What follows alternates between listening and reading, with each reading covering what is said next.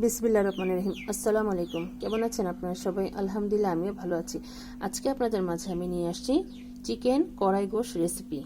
তো চিকেন কড়াই গোশ রেসিপি তৈরি করতে আমাদের যা যা লাগবে, এখানে আমি আধা কেজি পরিমাণ মুরগির বুকের মাংস যেটা হয় সেটা আমি নিয়ে নিয়েছি। এখানে এই যে এরকম জুলিয়ান কাট করে নেওয়া আমার মুরগির মাংসগুলো। আপনারা হাড় ছাড়া এটা তৈরি করতে হবে। এটা হাঁটি সহ হলে ভালো লাগবে না খেতে, হাড় ছাড়া হলে এটা খেতে অসম্ভব মজার হয়। এর সাথে আমি কিছু পরিমাণ গোলমরিচের গুঁড়ো, সামান্য একটু লাল মরিচের গুঁড়ো, আদা রসুন বাটা আর সামান্য লবণ আর সয়া সস দিয়ে আমি এটাকে মেরিনেট করে রেখেছি, প্রায় আধা ঘন্টার মতো হবে।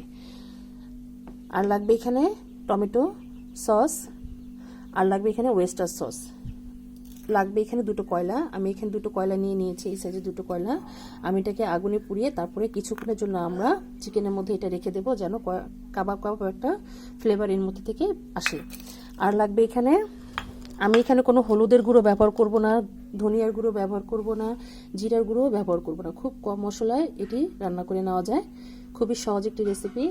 এখানে কিছু পরিমাণ টমেটো কিউব করে নিয়েছি, পেঁয়াজ কুচি নিয়েছি, দুটো কাঁচামরিচ, এখানে গরম মশলা গুঁড়ো আছে আমার আধা চামচের একটু বেশি হবে, আর সামান্য করে লবণ নিয়ে নিয়েছি, যেহেতু আমাদের সস দুই রকম ব্যবহার হবে সেজন্য লবণের পরিমাণটা একটু বুঝে দিবেন। আর এখানে লাল মরিচের গুঁড়ো 1 চামচ ভরে নিয়ে নিয়েছি। তাহলে চলুন আপনাদেরকে আমরা চিকেনটা রান্না করে দেখাই। এখন আমি চুলোর কাছে চলে আসছি, আগুন জ্বলছে। এই যে কয়লা দুটো আছে, এই কয়লা দুটোকে আমরা একটু আগুনের মধ্যে একটু জ্বালিয়ে নেব। জ্বালিয়ে তারপরে যে মাংসটা আছে, আমাদের মেরিনেট করা মাংসটা, তার মধ্যে আমরা এটাকে দিয়ে দিব। সামান্য একটু পোড়া হয়ে আসলে আমরা মাংসের মধ্যে এটা দিয়ে দিব, এই জ্বলন্ত কয়লাটাকে।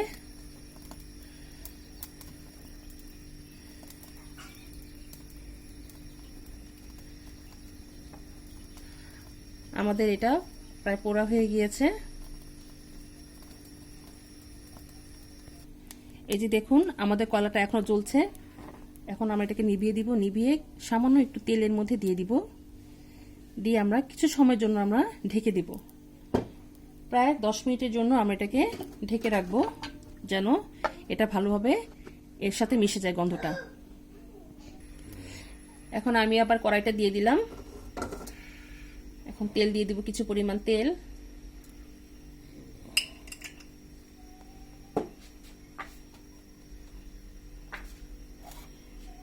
আমাদের তেলটা গরম হয়ে আসলে এর মধ্যে যে পেঁয়াজ কুচিগুলো আছে সেটা দিয়ে দিব।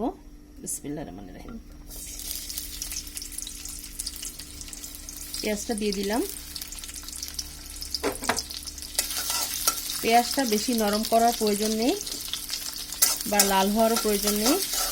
এই পর্যায়ে আমি যে মাংসটা আমরা কয়লার দিয়ে রেখেছিলাম মেরিনেট করা মাংসের মধ্যে, এই দেখুন পুরোপুরি মেল্ট হয়ে গিয়েছে। এখন আমরা এই বাটিটাকে সরিয়ে দেব। এই যে এখন যে মাংসটা আছে সেটা এর মধ্যে আমরা দিয়ে দিচ্ছি। বিসমিল্লাহির রহমানির রহিম।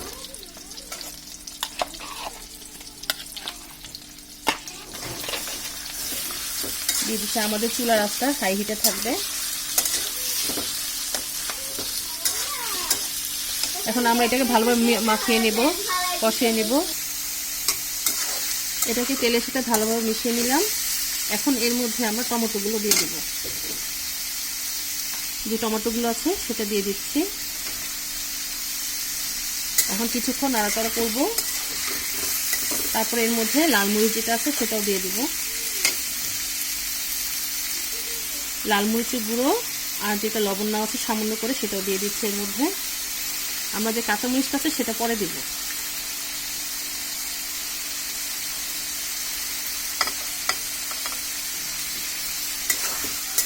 এখন আবার এটাকে ভালোভাবে নাড়াচাড়া করে দেব।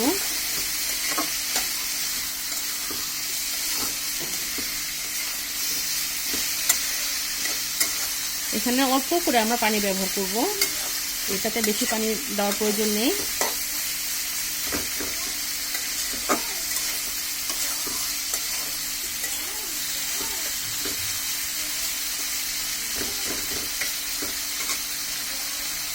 এখন আমরা এর মধ্যে কিছু পরিমাণ পানি দিয়ে দেবো, অল্প করে পানিটা দিয়ে দিলাম। বেশি পানি দেওয়ার প্রয়োজন নেই। এটা ভালোভাবে বলক চলে আসলে তারপরে এর মধ্যে আমরা যে সসগুলো আছে সেটা এর মধ্যে অ্যাড করে দেব। এখন আমরা এটাকে ঢেকে দিই, তাহলে ঢেকে আর 10 মিনিট অপেক্ষা করি। এখন আমরা চুলোর কাছে আবার চলে আসলাম। এই যে দেখুন টমেটোটা প্রায় গলে আসছে। এই রান্নাটার মধ্যে তো টমেটোটা বেশি প্রয়োজন হয়, আপনারা টমেটো যার যার মতন পছন্দ মতন দিয়ে দিবেন। এখন আমি এখানে যে টমেটো সসটা আছে সেটা এর মধ্যে দিয়ে দিব, বেশি করেই দিলাম। আর এখানে আমি পরিমাণ করে প্রায় 1 চামচ হবে আমি এখানে ওয়েস্টার সসটা দিয়ে নিচ্ছি। আমাদের সয়া সসটা তো মাংসতে দেওয়া আছে যখন আমি ম্যারিনেট করেছিলাম। এখন আমরা এটাকে ভালোভাবে মিশিয়ে দিব।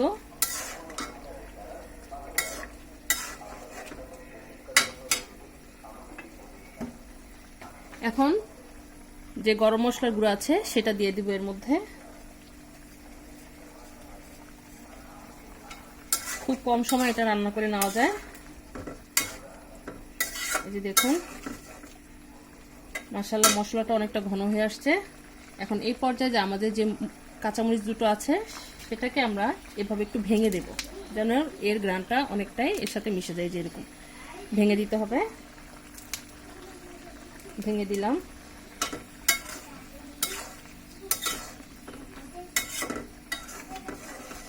এখন এটাকে আর 5 মিনিটের মতন আমরা এটাকে কুক করে নেব, রান্না করে নেব। ঢেকে দিই। তাহলে আর 5 মিনিট অপেক্ষা করি আমরা আবার 5 মিনিট পর ফিরে আসলাম। এই দেখুন মাশাআল্লাহ এটার কালারটা দেখুন কতটা ঘন হয়েছে। এই যে দেখুন এখন আর বেশিক্ষণ রাখবো না, যেহেতু নামানোর পর এটা এমনিতেই আরো টেনে যাবে। এই যে দেখুন, তাহলে চলুন আমরা পরিবেশনে চলে যাই। তৈরি হয়ে গেল আমাদের মজাদার চিকেন কড়াই গোশ রেসিপি। মাশাআল্লাহ আলহামদুলিল্লাহ দেখুন দেখতে কত ভালো লাগছে, অনেকটা গ্রেভি হয়েছে। এটা কিন্তু খেতে অসাধারণ মজা। এটা সাদা রুটি, ভাত, পোলাও এমনকি লুচির সাথে এটা খাওয়া যায়, সবভাবেই খাওয়া যায় এটা। তো আপনারা অবশ্যই একবার হলে ট্রাই করবেন, ইনশাল্লাহ আপনাদেরটাও আর ভালো হবে। তো আমার এই চিকেন কড়াই রেসিপিটা আপনাদের কাছে কেমন লেগেছে আমাদেরকে অবশ্যই কমেন্ট করে জানাবেন। আর আমার জন্য দোয়া করবেন আমি যেন আপনাদের মাঝে রেসিপি নিয়ে আসতে পারি। তো আজ এই পর্যন্তই। আপনারা যে যেখানে আছেন ভালো থাকেন, সুস্থ থাকেন। আল্লাহ হাফেজ।